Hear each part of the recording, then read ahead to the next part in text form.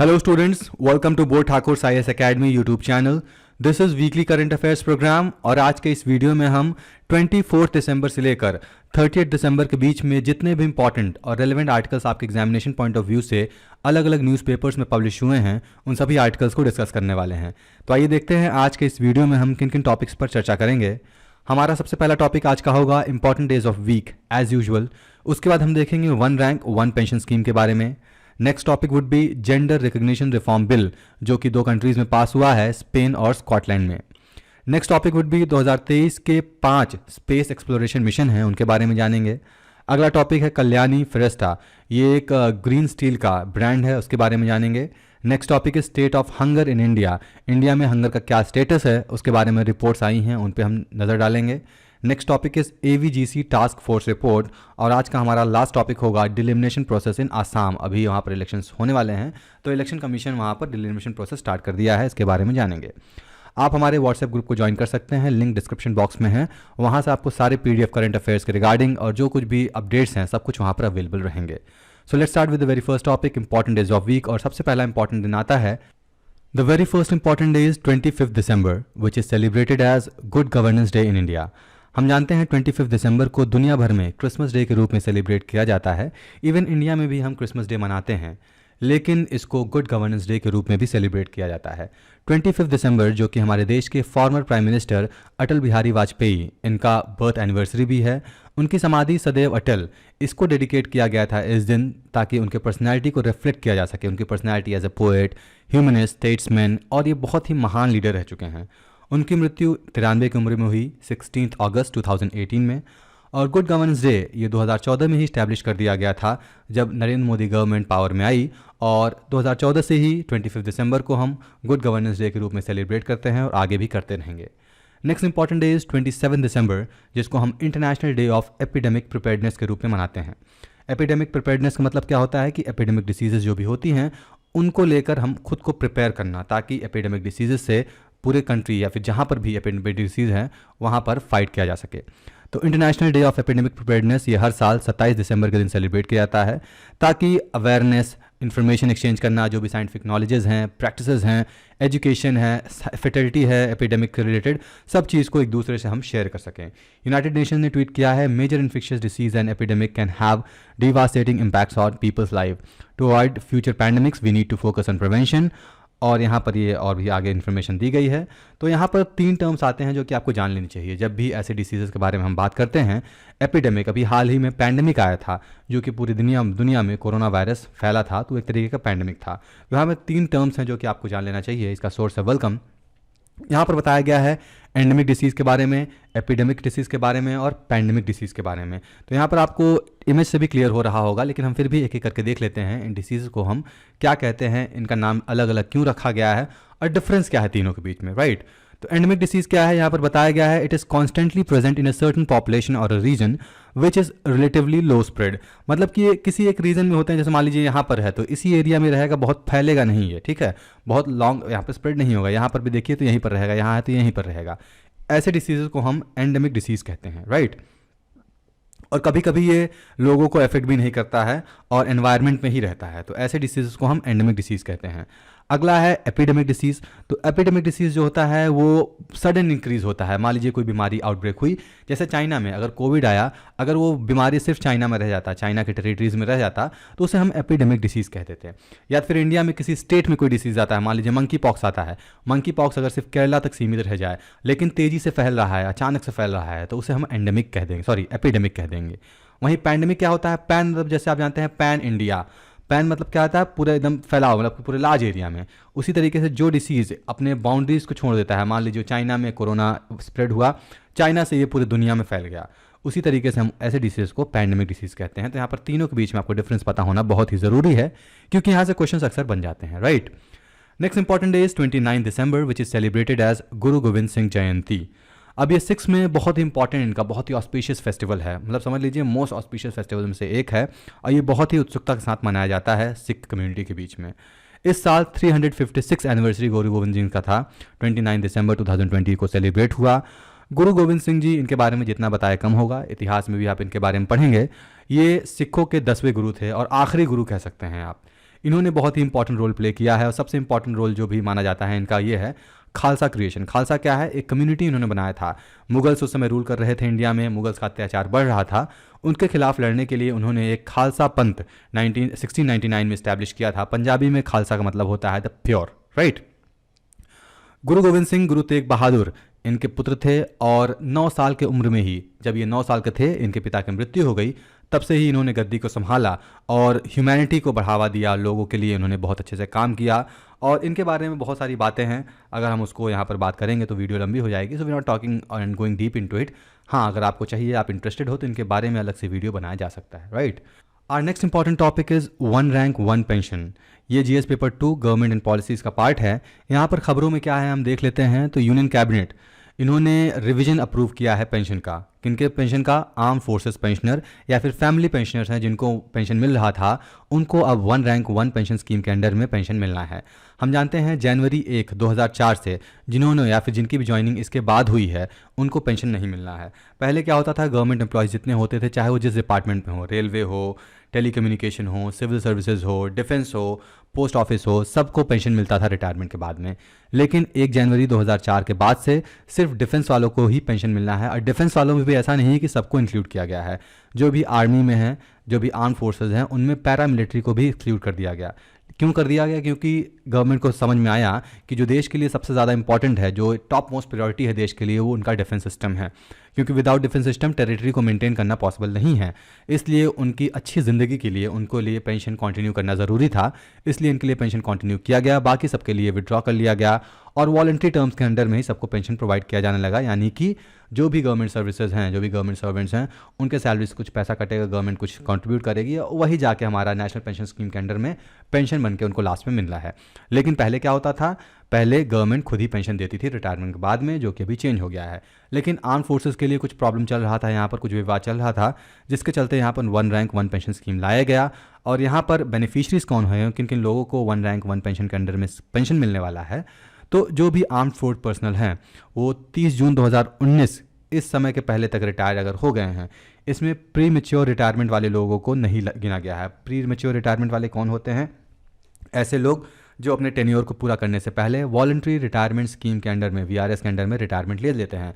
मान लीजिए किसी की भी जॉब अगर 60 साल तक है, उन्होंने 50 से लेकर 55, 56 कभी भी, मतलब कि 60 साल से पहले रिटायरमेंट ले लिया है, उनको प्री मेच्योर रिटायरमेंट कहेंगे। तो उनके लिए ये वन रैंक वन पेंशन लागू नहीं होता है, राइट। इसके अंदर में 25.13 लाख, जिसमें से 4.52 लाख न्यू बेनिफिशरीज होंगे। इनमें आर्म फोर्सेस पेंशनर होंगे, फैमिली पेंशनर होंगे, इनको बेनिफिट मिलने वाला है, राइट। और सबसे बड़ी बात यहाँ पर बताया गया है, pension for those drawing above average shall be protected. मतलब कि यहाँ पेंशन कैसे दी जाने वाली है, तो जैसे कि किसी का मिनिमम पेंशन कितना है, 10,000 रुपये एक रैंक पे है। मैं ऐसा नहीं कह रहा हूँ किसी का भी। मान लीजिए अगर हम यहाँ पर एग्जाम नायब तहसीलदार का एग्जाम्पल ले रहे हैं, या फिर हम कह सकते हैं मेजर का एग्जाम्पल लेते हैं, तो मेजर का अगर पेंशन एक का किसी का 20,000 है और जो मैक्सिमम पेंशन अभी कोई विड्रॉ कर रहा है वो 30,000 कर रहा है, तो इसका एवरेज कितना आ जाएगा, 25,000 आ जाएगा। तो किसी को भी, अगर किसी मेजर को अगर 25,000 के ऊपर पेंशन मिल रहा होगा, तो ऐसा नहीं है कि उनको पेंशन उनकी कम कर दी जाएगी, उनको पेंशन मिलेगा। बाकी सबको यहाँ पर जो नॉर्मल यहाँ पर एवरेज आउट होगा उनको ये मिलने वाला है। वन रैंक वन पेंशन है क्या, तो ये बहुत ही सिंपल टर्म से मैं समझाने की कोशिश करता हूँ आपको। मान लीजिए वन रैंक का मतलब आपको समझ में आ रहा है, जो लोग भी एक रैंक में हैं, जो भी आर्म्ड फोर्स पर्सनल हैं, अगर आर्मी वाले एक रैंक पे हैं, तो उन सभी को एक ही पेंशन मिलना चाहिए। तो एग्जांपल के लिए मैं यहाँ पर समझता हूँ, मैं मेजर का एग्जांपल ले रहा हूँ। मेजर एक आर्मी में रैंक होता है, तो एक मेजर 2010 में रिटायर होता है और उसका पेंशन बनता है 30,000 रुपये पर मंथ, राइट। वह दूसरा मेजर 2020 में रिटायर होता है और उसका पेंशन बनता है 40,000 रुपये। अब रैंक तो दोनों का सेम है, ये भी मेजर भाई साहब, ये भी मेजर हैं, लेकिन दोनों को पेंशन में डिस्पैरिटी है। तो इसको मैनेज करने के लिए क्या किया जाएगा, एवरेज आउट कर दिया जाएगा और दोनों मेजर को, मतलब कि अभी स्कीम के अंडर में जो भी आ रहे हैं या फिर जो आगे आएंगे, उनको same one rank one pension मिलने वाली है। यानी कि दोनों को, अब मैं ये एवरेज सिस्टम नहीं बता रहा हूँ, या एक एग्जांपल बता रहा हूँ कैसे पेंशन मिलेगी। तो वन रैंक पे एक पेंशन यहाँ पर सबको मिलने वाली है। पहले कैसे मिलता था, टेन्योर के बेसिस पे मिलता था। मान लीजिए एक मेजर ने 30 साल तक आर्मी में सर्विस दिया, दूसरे मेजर ने भी 30 साल तक आर्मी में सर्विस दिया, लेकिन दोनों के रिटायरमेंट का टेन्योर या फिर टाइम के बीच में डिफरेंस आने की वजह से दोनों के पेंशन में भी डिफरेंस आ रहा है। इसको मैनेज करने के लिए वन रैंक वन पेंशन लागू किया गया है, राइट। पूरे इंडिया में उत्तर प्रदेश और पंजाब में सबसे ज़्यादा OROP मतलब वन रैंक वन पेंशन वाले बेनिफिशरीज रहते हैं। आर्म फोर्सेस पर्सनल जो भी 30 जून 2014 तक रिटायर हुए हैं वो भी इसके अंडर में कवर होंगे। और ये जो भी स्कीम है इम्प्लीमेंटेशन हो रहा है ये कोश्यारी कमेटी के रिकमेंडेशन पे हो रहा है। इसमें 10 मेंबर थे, सारे पार्टी पार्लियामेंट्री पैनल के फॉर्म हुआ था यहाँ पर, और भगत सिंह कोश्यारी इनके अंडर में, इनके चेयरमैनशिप में ये कमीशन बैठाया गया था और इन्होंने ये रिकमेंडेशन दी है जिसके बेसिस पे ये सब कुछ हो रहा है। वन रैंक वन पेंशन के 5 साल के अभी तक की बात करें तो ये 7 नवंबर 2050 को ये इम्प्लीमेंट हुआ था, मतलब कि बनाया गया था, और ये 2014 से ये इफेक्टिव होने वाला है। वन रैंक वन पेंशन जो यूनिफॉर्म पेंशन है आर्म फोर्स पर्सनल है, जो कि सेम रैंक और सेम लेंथ ऑफ सर्विस, जैसा कि मैंने बताया, अगर कोई मेजर के पोस्ट से रिटायर हो रहा है, उसने 20 साल सर्विस दिया है, दूसरा मेजर 5 साल बाद रिटायर हो रहा है, उसने भी 20 साल सर्विस दिया है, तो उनके लिए पेंशन सेम होगा। ओआरपी क्या कर रहा है, ओआरओपी क्या कर रहा है, ये गैप जो है ब्रिज कर रहा है, जो भी रेट ऑफ पेंशन है करंट और पास रिटायरी के बीच में, इसमें ये ब्रिज गैप कर रहा है। अब यहाँ पर आप ये भी देख सकते हैं कि क्या क्या है जो पेंशन बेनिफिशियरी हैं। 7 सेंट्रल पे कमीशन के बेसिस पर उनको पेंशन मिलना है। ऐसा नहीं है कि पे कमीशन जो पास वाला है उसको यूज़ कर लिया जाएगा, ऐसा नहीं है। इसमें लगभग 42,740.28 करोड़ ये डिसबर्स होना है 20,60,220 डिफेंस फोर्सेस के बीच में, ठीक है। अगला टॉपिक देखते हैं, gender recognition reform bill, GS paper 2 का पार्ट है। ये स्पेन और स्कॉटलैंड में पास हुए हैं। अब ये जेंडर रिकग्निशन रिफॉर्म बिल है क्या, वो जान लेते हैं, उसके बाद हम जो हाइलाइट्स हैं उसके बारे में भी जानेंगे। तो सबसे पहले तो खबरों में क्यों हैं, तो स्कॉटलैंड के जो भी लॉ मेकर हैं उन्होंने gender recognition reform bill pass किया है, जो कि अब 16 ईयर्स के ऊपर जो भी लोग हैं वो लीगली अपना जेंडर चेंज कर सकते हैं। अब ये प्रॉब्लम क्या होता था, देखिए हम जानते हैं मेल जो जेंडर होता है, मेल फीमेल के अलावा LGBTQA कम्युनिटी है। अब होता क्या है, देखने में फिजिकली कोई अगर मेल है लेकिन इंटरनली उसको फील होता होगा कि वो फीमेल है या फिर वैसा कुछ बॉडी पार्ट होगा, तो उसके वजह से क्या होता है, जो भी एक्सेप्टेंस था सोसाइटी में इनकी नहीं होती थी, बहुत ही प्रॉब्लम फेस करना पड़ता है। इनको क्या करना है, ये अपना जेंडर चेंज कराते हैं। तो मेडिकली आज पॉसिबल हो चुका है, पहले ऐसा नहीं होता होगा लेकिन अभी मेडिकली पॉसिबल है, कोई भी इंसान अपना जेंडर चेंज कर सकता है। लेकिन ये लॉ के अगेंस्ट में होता था, तो अभी इसके लिए जो भी लॉज बनाए गए, लॉ के अगेंस्ट में तो बिल्कुल नहीं था, कहीं कहीं कुछ रिस्ट्रिक्शंस थी, कुछ चीज़ें थी, कुछ सर्टिफिकेशन लेना पड़ता था, मेडिकल डायग्नोसिस के लिए जाना पड़ता था, लेकिन इन सारी चीज़ों से अब छुटकारा यहाँ पर मिलने वाला है इस बिल के चक्कर में। तो यहाँ पर जो भी बहुत ही कॉन्ट्रोवर्शियल बिल था, इसमें पहले क्या होता था, किसी भी इंसान को अगर वो अपना जेंडर चेंज कराता है, मान लीजिए कोई व्यक्ति है 16 ईयर्स के ऊपर है, अभी यहाँ पर हम स्पेन के स्कॉटलैंड के जेंडर बिल के बारे में बात करें, उसको अगर अपना जेंडर चेंज कराना है तो उसको एक मेडिकल डायग्नोसिस से होकर गुजरना पड़ता था। मेडिकल डायग्नोसिस मतलब क्या होता था, साइकोलॉजिस्ट होते थे, उनसे बातचीत करते थे, उनको डायग्नोस करते थे और जानते थे कि क्या है व्यक्ति सही कर रहा है, सही में ये प्रॉब्लम फेस कर रहा है या फिर ये इसका एक शौक मात्र है। कई लोग होते हैं ना, काश में लड़की होती, कोई लड़का रहा, कोई लड़की कहती काश में लड़का होता, तो कई लोग ऐसे भी आके अपना जेंडर चेंज कराना चाहते हैं। उसके लिए यहाँ पर ये मेडिकल डायग्नोसिस ज़रूरी होता था, क्योंकि इससे एक्चुअली में पता चलता था कि क्या उसकी रिक्वायरमेंट है, एक्चुअल में रिक्वायरमेंट है, और it is just a wish of their, right. उसकी वजह से यहाँ पर एक जेंडर रिकग्निशन बिल पास किया गया है। तो हम सबसे पहले देख लेते हैं स्कॉटलैंड में क्या बनाया गया है। स्कॉटलैंड यूनाइटेड किंगडम का सबसे पहला कंट्री बन जाता है जिसमें जो भी जेंडर है वो इंसान अपना सेल्फ आइडेंटिफिकेशन कर सकता है और जेंडर चेंज ऑपरेशन के लिए जा सकता है विदाउट एनी प्रॉब्लम। अब जो भी 16 ईयर्स के ऊपर के लोग हैं, जो भी यूथ है 16 ईयर के ऊपर का है, वो लीगली अपना जेंडर रिकग्नाइज करके जाके चेंज करा सकते हैं, कोई प्रॉब्लम नहीं आने वाला है। स्कॉटलैंड का जो जेंडर रिकग्निशन बिल है वो स्पेन के जेंडर रिकग्निशन बिल से सिमिलर है, बस एज का थोड़ा बहुत डिफरेंस आता है, बाकी सारी चीज़ें यहाँ पर लगभग सेम है। तो यहीं पर आगे देख लेते हैं हम स्पेन जेंडर रिकग्निशन बिल क्या है। तो स्पेनिश लॉ पहले की बात करें तो जो भी लोग 12 से 13 साल के लोग होते थे उनको जज का ऑथराइजेशन चाहना होता था, मतलब जज के पास जाते थे, कोर्ट में जाते थे, अपने जेंडर चेंज कराने के लिए एप्लीकेशन डालते थे, और जब जज का अथॉरिटी यहाँ पर ऑथराइजेशन मिलता था तब जाके वो अपना ऑपरेशन करा सकते थे। वहीं पर जो भी माइनर्स 14 साल से 16 साल की उम्र के बीच में हैं, उनको अगर जेंडर चेंज कराना होता था तो उनको अपने पेरेंट्स या फिर लीगल गार्जियंस के साथ अकम्पनी करके, मतलब जाना पड़ता था साथ में, तभी पॉसिबल हो सकता था। और अभी तक स्पेन में जो भी ट्रांसजेंडर पीपल थे उनको एक तरीके से डायग्नोस करना पड़ता था, मतलब उनको डॉक्टर के पास जाना पड़ता था। और जेंडर डिस्फोरिया ये मतलब क्या होता है, एक साइकोलॉजिकल कंडीशन होता है कि जो भी फिजिकल आपका जेंडर है वो आपके बायोलॉजिकल जेंडर और जो भी जेंडर आइडेंटिटी है आप महसूस करते हैं दोनों मैच नहीं करता है, तो उसको जानने के लिए जेंडर डिस्फोरिया नाम का एक टेस्ट होता है जो कि उनको गुजरना पड़ता था। लेकिन अभी ऐसा क्या हो रहा है, ऐसा नहीं है। अब जो भी सर्टिफिकेट्स देने हैं वो सेल्फ रिकग्नाइज करके अपने आप में सर्टिफिकेट ले सकते हैं, मतलब 3 महीने उनको कुछ टाइम दिया जाता है कि जो भी फुली लिव्ड एकदम अपनी तरह जीते हैं उस हिसाब से, जिसमें से 6 महीने उनको दिया जाता है। 16 ईयर से 17 ईयर के लोग जो भी इसके बीच में हैं उनको 6 महीने में समय दिया जाता है, अपना वो आइडेंटिफाई करके वो जेंडर चेंज करा सकते हैं, राइट। इसमें एक और ऐड ऑन हुआ है, इससे पहले 18 ईयर जो भी लीगल एज था अब उसको 16 ईयर कर दिया गया है, जो कि हमने अभी स्कॉटलैंड वाले जेंडर रिकग्निशन बिल में भी हमने देखा। इसमें एक रिफ्लेक्शन पीरियड भी आ जाता है जो 16 ईयर्स का एज है, इसमें 3 महीने का रिफ्लेक्शन पीरियड आ जाता है। रिफ्लेक्शन पीरियड मतलब कि उनको मौका दिया जाता है कि अगर आपका कोई दिमाग मतलब मन बदलता है कि नहीं भाई मुझे जो हूँ मैं वहीं हूँ, ऐसा ही ठीक है, मुझे मेडिकली कोई चेंज नहीं कराना है, so they can go for that, right. So this is all about Spain gender recognition bill, और हमने स्कॉटलैंड का भी जेंडर रिकग्निशन बिल देखा। इंडिया की हम बात करें जेंडर आइडेंटिफिकेशन का क्या स्टेटस है, तो इंडिया में जो भी ट्रांसजेंडर पीपल हैं उनके राइट्स को गवर्न करने के लिए, उनको राइट्स को मॉनिटर करने के लिए, या फिर उनको राइट्स को उनको प्रोवाइड करने के लिए transgender person protection right act 2019 और transgender person protection of rights rule 2020 के यहाँ पर सहूलियत से उनको दिया जाता है। इसमें क्या होता है, जो भी एप्लीकेशन, एक जेंडर डिक्लेरेशन का एक एप्लीकेशन होता था, डीएम को सबमिट करना पड़ता है, डीएम डिस्ट्रिक्ट मजिस्ट्रेट जो होते हैं, और डिस्ट्रिक्ट मजिस्ट्रेट इस एप्लीकेशन को प्रोसेस करते हैं, और प्रोसेस करने के बाद एग्जामिन होता है, और जो भी डिज़ायर्ड सेक्स था वो चेंज कराना है, वो यहाँ पर जो भी डीएम है, जो इस व्यक्ति ने इनको एप्लीकेशन दिया है, एफिडेविट की मदद से वो डिक्लेयर करते हैं कि मेरा जेंडर, अभी मान लीजिए मैं मेल हूँ, I have to change my gender to female, ये सब प्रोसेस करके यहाँ से पॉसिबल इंडिया में हो सकता था। इसके लिए एक्ट और रूल्स भी बनाए गए हैं। Moving to next topic, 5 space exploration mission to look out in 2023, GS paper 3 का हिस्सा है। तो 5 स्पेस प्रोग्राम्स यहाँ पर हैं, क्या कौन से हैं वो देख लेते हैं हम। सबसे पहला स्पेस प्रोग्राम है स्पेसएक्स स्टारशिप। ये क्या है, तो स्टारशिप क्या है, ये सबसे बड़ा स्पेसक्राफ्ट होगा जिसमें ह्यूमंस को भी कैरी कर सकता है अर्थ से लेके दूसरे स्पेस डेस्टिनेशन पे। दूसरे स्पेस डेस्टिनेशन क्या हो सकते हैं, मून हो सकता है, दूसरे प्लैनेट्स हो सकते हैं, there can be a number of space destination, या फिर आप कह सकते हैं इंटरनेशनल स्पेस स्टेशन हो गया।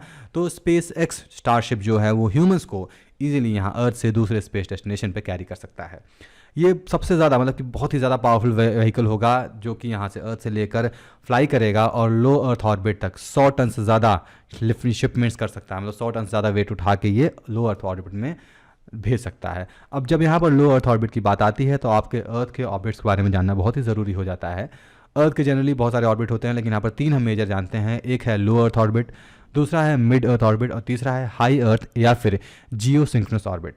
तो ये जो स्पेसक्राफ्ट है ये लो अर्थ ऑर्बिट तक जाने वाला है, यहाँ पर इंसानों को ये कैरी करके वहाँ पर पहुँचाने वाला है। तो ऑर्बिट होता क्या है, तो अर्थ है, अर्थ के एक इमेजिनरी लाइन आप कह सकते हैं चारों तरफ जो पास हो रहा है उसे हम ऑर्बिट कह देते हैं। तो अर्थ के सबसे नज़दीक जो ऑर्बिट है उसे हम कह देंगे लो अर्थ ऑर्बिट। इसका जो रेंज है या फिर ऑल्टीट्यूड है अर्थ के सरफेस से 180 से लेकर 2000 किलोमीटर के बीच में लो अर्थ ऑर्बिट आता है। वहीं मिडिल अर्थ ऑर्बिट क्या आता है, 2000 किलोमीटर से लेकर 35,780 किलोमीटर के बीच में जो रेंज आता है उसे हम मिड अर्थ ऑर्बिट कहते हैं। आप देख सकते हैं ये है लो अर्थ ऑर्बिट, ये है मिड अर्थ ऑर्बिट, ये है जियो सिंक्रोनस ऑर्बिट, राइट। तो यहाँ से आई होप आपको समझ में आ गया है। स्पेसएक्स स्टारशिप में 2 कंपोनेंट्स है। कौन कौन से कंपोनेंट है, एक है स्टारशिप स्पेसक्राफ्ट, दूसरा है सुपर हैवी रॉकेट। अब जो ये सुपर हैवी रॉकेट्स हैं या फिर स्पेसक्राफ्ट हैं, तो ये स्टारशिप जो है ये सबसे पहला कंपोनेंट है।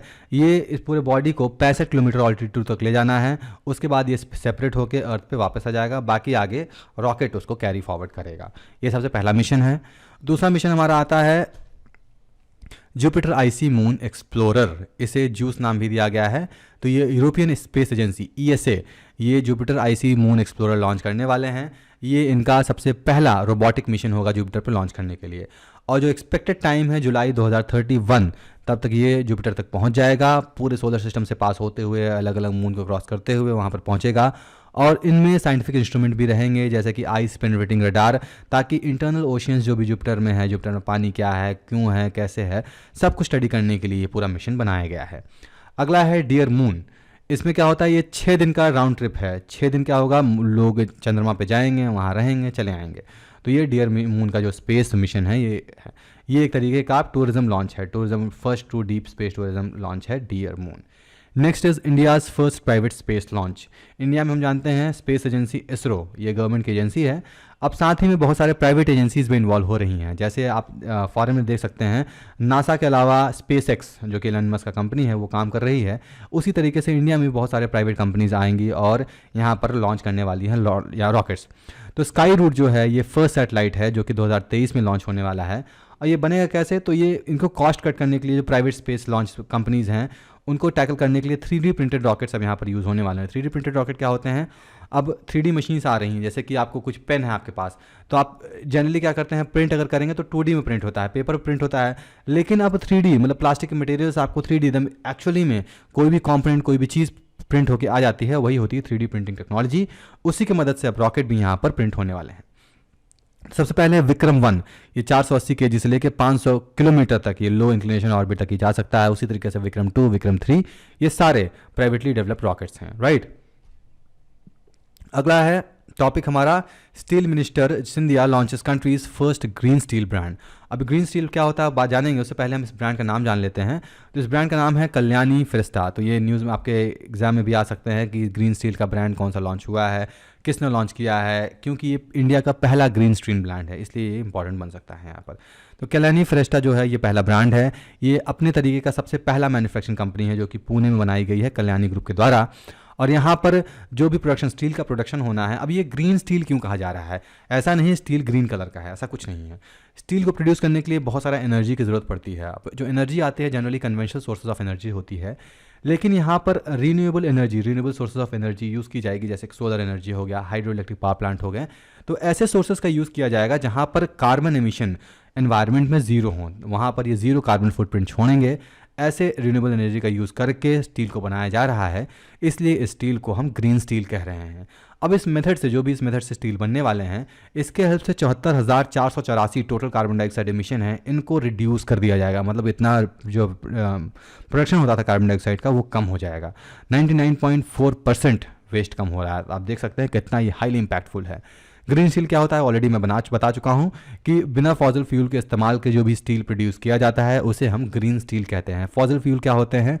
कोयला हो गया, पेट्रोलियम हो गया, जो भी फॉसिल फ्यूल्स नेचुरली बनते हैं फ्यूल्स, उसे हम फॉसिल फ्यूल कहते हैं। वहीं पर रिन्यूएबल सोर्सेज ऑफ एनर्जी क्या होते हैं? जिनको मतलब कि यूज़ करने से कोई भी पोल्यूशन एमिट नहीं होता है और उनका जो भी क्वांटिटी है, जैसे मान लीजिए हाइड्रो इलेक्ट्रिक पावर प्लांट है। हाइड्रो इलेक्ट्रिक पावर प्लांट में भी दो तरीके से चलता है, एक तो पानी को उबाल करके स्टीम से बनाते हैं इलेक्ट्रिसिटी, दूसरा है जो नदी का जो बहाव होता है, डैम से पानी खोल के डायनेमो चलाते हैं, उससे इलेक्ट्रिक एनर्जी प्रोड्यूस होता है। तो ये सारे ग्रीन सोर्सेज ऑफ एनर्जी है। ये हाइब्रिड टेक्नोलॉजी का यूज़ करके इन स्टील को प्रोड्यूस किया गया। अब हाइब्रिड टेक्नोलॉजी क्या है, दिस नीड डिटेल एक्सप्लेनेशन, इसलिए मैं यहाँ पर नहीं बता रहा हूँ। If you want it to be explain please write down in the comment box, मैं आपको इससे रिलेटेड डिटेल वीडियो बना दूंगा, राइट। अब सिग्निफिकेंस क्या है? अगेन सिग्निफिकेंस बहुत ही सिंपल है। अगर हम ग्रीन स्टील प्रोड्यूस करते हैं तो एनवायरनमेंट में कार्बन एमिशन कम होगा, और कार्बन एमिशन अगर कम होता है तो ऑलरेडी एनवायरनमेंट बहुत ही अच्छे से इंप्रूव होगा और लोगों में सांस लेने में तकलीफ नहीं होगी। एनवायरनमेंट जो भी ग्लोबल है, बायोडाइवर्सिटी है, वो इंप्रूव होगा। तो बहुत सारे बेनिफिशियल यहाँ पर आप देख सकते हैं होने वाला है, right. Now next topic is related to hunger reports. यहाँ पर क्या है वो देख लेते हैं। तो डाउन टू अर्थ में ये पब्लिश हुआ है। यहाँ पर बताया गया है कि United Nation World Food Programme ने 2022 को the year of unprecedented hunger बताया है। मतलब 2022 में हंगर का प्रॉब्लम पूरी दुनिया में देखा जा गया है। इस रिपोर्ट के जो मेजर फाइंडिंग्स की बात करें तो इंडिया में सबसे ज़्यादा लोग हैं जो कि हेल्दी डाइट अफोर्ड नहीं कर सकते हैं। हालांकि इंडिया में सबसे ज़्यादा लोग हैं, लेकिन बहुत सारे अफ्रीकन कंट्रीज़ हैं जिनके 95% पॉपुलेशन, उसमें Burundi, Madagascar, Liberia, Malawi, Nigeria, central African Republic, ये भी हेल्दी डाइट अफोर्ड नहीं कर सकते हैं। इंडिया में मैक्सिमम नंबर्स हैं, लेकिन अफ्रीकन कंट्रीज़ कुछ ऐसे हैं जिनके 95% पॉपुलेशन, मतलब अगर 100 लोग रह रहे हैं तो उसमें 95 लोग हेल्दी डाइट अफोर्ड नहीं कर सकते हैं। इंडिया में ग्लोबल हंगर इंडेक्स में 107 रैंक मिला था इंडिया को 121 देशों में। तो इंडिया का बहुत ही बुरा हाल है, आप यहाँ पर देख ही सकते हैं। इंडिया में मैक्सिमम नंबर ऑफ पीपल है। अब यहाँ पर आप पूछेंगे कि 121 रैंक क्यों नहीं मिला? अगर यहाँ पर मैक्सिमम नंबर ऑफ पीपल है तो देखिए पॉपुलेशन भी डिफरेंस करता है। पॉपुलेशन के रेशियो की वजह से रैंक यहाँ पर 107 है, लेकिन जो भी मैक्सिमम नंबर ऑफ पीपल यहाँ पर इंडिया में रहते हैं वो हेल्दी डाइट अफोर्ड नहीं कर सकते हैं, राइट। इंडिया में भी एक state food security index launch किया गया था, जो कि food and safety standard authority द्वारा लॉन्च किया था। इसमें तमिलनाडु को हाईएस्ट स्कोर मिला था अलग अलग स्टेट्स में, अलग अलग इंडिकेटर्स में, राइट। फाइंडिंग्स की बात करें, ऐसा हो क्यों रहा है? तो बहुत ही पुअर फाइनेंशियल कंडीशन है और जो भी किसान हैं वो ऐसे क्रॉप्स को उगा रहे हैं जो कि ज़्यादा प्रॉफिटेबल हो। तो बेसिक रिक्वायरमेंट जो होता है खाने का, इंसान जैसे अगर हम बात करें नॉर्थ इंडियन जोन की बात करें तो यहाँ पर गेहूँ चावल यही ज़्यादा खाया जाता है। साउथ में चले जाइए, वहाँ पर राइस उगाया जाता है, राइस खाया जाता है। तो अलग अलग जोन में अलग अलग प्रोडक्ट्स खाए जाते हैं, लेकिन एग्रीकल्चर प्रोडक्ट्स होते हैं। लेकिन किसान क्या कर रहे हैं, जो भी मोर प्रॉफिटेबल प्रोडक्ट है, जो भी मोर प्रॉफिटेबल क्रॉप्स हैं उनकी तरफ मूव कर रहे हैं, जिसके वजह से जो बेसिक नेसेसरीज हैं वो पूरी नहीं हो पा रही हैं।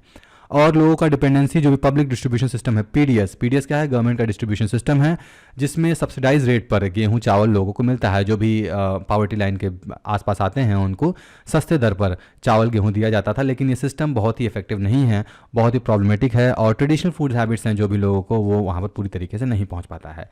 हम जानते हैं 90 मिलियन लोग, ये ज़्यादा हैं, ये लीगल एंटाइटलमेंट जो भी टारगेटेड पब्लिक डिस्ट्रीब्यूशन सिस्टम है इनमें से ये बाहर हो जाते हैं। तो ये ही बहुत ही प्रॉब्लम की बात है, क्योंकि टारगेटेड पब्लिक डिस्ट्रीब्यूशन सिस्टम मतलब क्या है कि कुछ स्पेसिफिक एरिया में, कुछ स्पेसिफिक जोन में, कुछ स्पेसिफिक लोगों तक ही ये पीडीएस सिस्टम के द्वारा खाना पहुंचाया जाना है। अब 2011 के सेंसस का यूज़ करके हम जो भी डेटा निकालते हैं कि लोगों तक ये पीडीएस सिस्टम्स के थ्रू अनाज पहुंचाया जाना है, वो 2011 का सेंसस यूज़ करते हैं। 2011 सेंसस बहुत ही पुराना हो चुका है, 10 साल से ज़्यादा हो चुके हैं। अब लोगों का पॉपुलेशन 10 साल में आप जानते हैं कितना बढ़ गया है, और हम डेटा कौन सा यूज़ कर रहे हैं, पुराना यूज़ कर रहे हैं, इसलिए बहुत ही ज़्यादा लोगों तक न्यूट्रिशियस डाइट नहीं पहुँच पाता है। और मेजर्स, मतलब इसको बचाने के लिए क्या क्या किया जा सकता है। तो सबसे पहले तो एग्रीकल्चर में बहुत ही अहमियत बरतनी पड़ेगी, एग्रीकल्चर में ध्यान देना पड़ेगा। अब यहाँ पर इंसेक्ट पॉलिनेशन की कमी है। इंसेक्ट पॉलिनेशन क्या होता है, हम बहुत ज़्यादा, पहली बात तो पेस्टिसाइड्स यूज़ कर रहे हैं खेतों में, जो भी किसान होते हैं इंसेक्टिसाइड, पेस्टिसाइड, फर्टिलाइजर्स बहुत कुछ यूज़ कर रहे हैं ताकि उनकी फसल का ग्रोथ हो, लेकिन उससे जो नेचुरल अकरिंग इंसेक्ट्स होते हैं वो उनको बहुत इंपैक्ट हो रहा है। पॉलिनेशन क्या होता है, पॉलिनेशन मतलब क्या होता है, जैसे कि अगर यहाँ पर क्रॉप्स लगे हुए हैं, कोई मान लीजिए फूलों की खेती कर रहा है, इसमें मधुमक्खियाँ बैठती हैं, मधुमक्खियाँ बैठ के दूसरी जगह जाती हैं तो उनके पैरों में जो पॉलेंस होते हैं वो स्टिक होते हैं, दूसरी जगह जाके गिरते हैं, तो ये एक तरीके से पॉलिनेशन होता है, मतलब कि एक जगह से दूसरी जगह ऑटोमेटिक मूव कर रहा है, सीड्स जो है मूव कर रहे हैं। तो यहाँ पर ये मिसिंग हो जा रहा है क्योंकि ये बचते ही नहीं हैं। तो खेती करना बहुत ही ज़रूरी है। और टेरेस्ट्रियल इकोसिस्टम को बचाने के लिए बायोलॉजिकल जो भी फाउंडेशन है, जो भी सीड डिस्पर्सल है, सॉइल स्ट्रक्चर, फर्टिलिटी है, पोल्यूशन को कंट्रोल करना, पॉपुलेशन कंट्रोल करना, ये सब सारी चीज़ें बहुत इंपॉर्टेंट हो जाती है। साथ ही में स्टेट और यूनियन टेरिटरीज जो गवर्नमेंट है उनको भी सोशल ऑडिट, जो भी मिड डे मील प्रोवाइड करते हैं उसका सोशल ऑडिट करके इसको सही से इंप्लीमेंट करना बहुत ही ज़रूरी हो जाता है। ये सारे मेजर्स हैं इनको फेस करने के लिए, इनको बताने के लिए, right. Next topic is task force proposals national AVCG XR mission supported by holistical financial package. अब ये है क्या, वो हम देख लेते हैं। नेशनल AVCG, इसका फुल फॉर्म क्या है, सबसे पहले तो आपको ये समझना होगा। ये होता है animation, visual effects, gaming and comic. Games बहुत खेल रहे हैं आप इतने समय, बहुत सारा ये पबजी, ये गेम एक समय में बहुत मशहूर हुआ था, ब्लू व्हेल, बहुत सारे गेम्स मशहूर हुए थे, बहुत ज़्यादा फेमस हुए थे। ये जो गेमिंग्स होते हैं, ये visual effect, gaming, comic, animation, ये बहुत ही बड़ा इंडस्ट्री है, राइट। पूरी दुनिया में ये बहुत बड़ा इंडस्ट्री है, अलग अलग देशों में लोग इससे बहुत ज़्यादा पैसे कमा रहे हैं। तो इंडिया में इसको इस्टेब्लिश करने के लिए एक टास्क फोर्स बनाया जा रहा है, और इस टास्क फोर्स जो है, ये जो भी सेक्रेटरी हैं इंफॉर्मेशन ब्रॉडकास्टिंग मिनिस्ट्री के, उनके चेयरमैनशिप में ये टास्क फोर्स बनाया जाएगा। और AVGC, animation, visual effect, gaming and comic, इसके पोटेंशियल को इंडिया में कैसे बूस्ट किया जा सके ताकि local market, local global market पे यहाँ पर बढ़ाया जा सके, इसमें हम हावी हो सके, मतलब कि यहाँ पर हम काम कर सकें और जो भी बेनिफिट हो रहा है, बूमिंग इंडस्ट्री है, उसका बेनिफिट हम ले सकें। इसके लिए टास्क फोर्स बनाया गया है। अब इस टास्क फोर्स के क्या क्या रिकमेंडेशन है, अलग अलग लेवल पे अलग अलग रिकमेंडेशन है। सबसे पहला है domestic industry development for global access. तो इसका मतलब क्या हो, देखिए नाम से क्लियर है, मैं बहुत ज़्यादा टेक्स्ट में यहाँ पर नहीं जाऊँगा, you can read this text. यहाँ पर नाम से सिंपल सा मतलब ये है कि डोमेस्टिक लेवल पे जो इंडस्ट्रीज़ का डेवलपमेंट है, इंडस्ट्रीज़ मतलब क्या होता है, बड़े बड़े फैक्ट्रीज होते हैं, कंपनीज़ होते हैं, जो भी गेमिंग कंपनीज़ होती हैं, इंडिया में उसको डेवलप किया जाएगा, इंडिया में उसको बनाया जाए ताकि लोगों को एम्प्लॉयमेंट मिल सके, टेक्नोलॉजी से यहाँ पर अच्छे अच्छे गेम्स डेवलप हो सके और यहाँ पर इंडियन इकोनॉमी को ये बेनिफिशियल या फिर बेनिफिट पहुँचा सकें। Next is developing talent ecosystem in realise demographic dividend. अब जानते हैं हम इंडिया एक बहुत ही बड़ी कंट्री है, यहाँ की पॉपुलेशन बहुत ज़्यादा है, तो यहाँ पर जो एक्चुअल पोटेंशियल है लोगों के बीच में वो सही जगह पहुँच नहीं पाता है। आप देखते हैं जो भी अच्छे अच्छे पोटेंशियल हैं वो देश के बाहर चले जाते हैं, वहाँ जॉब कर रहे हैं, वहाँ पैसे कमा रहे हैं। तो इंडिया का जो रिसोर्सेज है क्यों ना इंडिया में ही यूज़ करें, हम क्यों ना उसको स्कूल लेवल से ही पहचानें, कॉलेज लेवल से ही पहचानें और अलग अलग लेवल पे कोर्सेज लाए, जैसे कि नेशनल एजुकेशन पॉलिसी लाया गया है। इन पॉलिसी के अंदर में नए नए पैटर्न के थ्रू लाया जाए, चीज़ों को सिखाया जाए और सही समय पर रिसोर्सेज को यूज़ करके इसको आगे बढ़ाया जा सके। ये है developing talent ecosystem. Next is enhancing technology and financial viability in Indian AVGC industry. अब देखिए कोई भी चीज़ डेवलप करना हो इंडिया, मान लीजिए इंडिया में ये टेक्नोलॉजी डेवलप करना है तो सबसे पहले तो फाइनेंशियल ज़रूरत होगी। ऐसा तो है नहीं, हम जानते हैं अब एक कैमरा भी खरीदने जाए तो कितना महंगा आता है। आप देख लीजिए यहाँ पर एक सेटअप किया गया, कितने कैमरे लगे हुए हैं, एक कैमरा भी 50,000 का लगा हो तो आप समझ सकते हैं कितना इन्वेस्टमेंट की ज़रूरत होती है। तो जो भी अब सिर्फ इन्वेस्टमेंट की बात नहीं होती है, हम जानते हैं इनोवेशन एक बहुत important R&D, research and development होता है, इसमें बहुत ज़्यादा पैसा खर्च होता है। तो R&D तो कई जगह किया जा चुका है, तो इंडिया में यहाँ पर जो भी टेक्नोलॉजी है, टेक्नोलॉजी को लाया जाए, इसमें फाइनेंशियल जो सपोर्ट किया जाता है बिजनेसमैन को या फिर अलग अलग लोगों को ये प्रोवाइड किया जाए, तो तमाम चीज़ें यहाँ पर देखने को आपको मिल रही, right. Next is raising India soft power through an inclusive growth. अब इंक्लूसिव ग्रोथ इकोनॉमी में एक बहुत इंपॉर्टेंट टर्म है। इंक्लूसिव मतलब क्या हो जाता है, देखिए जैसे कि मेन स्ट्रीम इकोनॉमी है, मेन स्ट्रीम इकोनॉमी में कुछ लोग आते हैं, तो जो भी अलग लोग, जो दूसरे लोग हैं, जो कि गरीब लोग हैं, उनको भी मेन स्ट्रीम में लाना है, इसको हम कहते हैं इंक्लूसिव ग्रोथ। तो यहाँ पर जो भी यंगस्टर हैं टियर 2, 3 टाउन्स या फिर गाँव में रहते हैं, उनको भी AVCG एनिमेशन, वीडियोग्राफिक, यहाँ पे इन कंटेंट में, इन सेक्टर्स में वुमेन एंटरप्रेन्योर्स हो गए, इनको स्पेशल इंसेंटिव देना ताकि इन सेक्टर्स में आके वो काम कर सकें, इनको स्किल प्रोवाइड कराना, ये सारी चीज़ें यहाँ पर इंडिया के सॉफ्ट पावर को डेवलप करके इंक्लूसिवली इंडिया को पूरी तरीके से ग्रो करने वाला है, right. Next and last topic is delimitation process in Assam. खबरों में ये बताया गया है कि इलेक्शन कमीशन ने डिलिमिनेशन प्रोसेस को स्टार्ट कर दिया गया है। आसाम के जो भी असेंबली और पार्लियामेंट्री कॉन्स्टिट्यूंसीज हैं वहाँ पर 2001 के सेंसस के डेटा के बेसिस पे डिलिमिनेशन प्रोसेस स्टार्ट कर दिया गया है। डिलिमिनेशन क्या होता है आगे हम जानेंगे, लेकिन उससे पहले हम ये जान लेते हैं कि लास्ट टाइम ये 1976 में किया गया था और 1971 के सेंसस के बेसिस पे, यानी कि 1971 के डेटा को यूज़ करके डिलिमिनेशन प्रोसेस स्टार्ट किया गया था। और delimitation act under article 82 Indian constitution में आता है। इनके अंडर में डिलिमिनेशन प्रोसेस होता है हर जगह पे।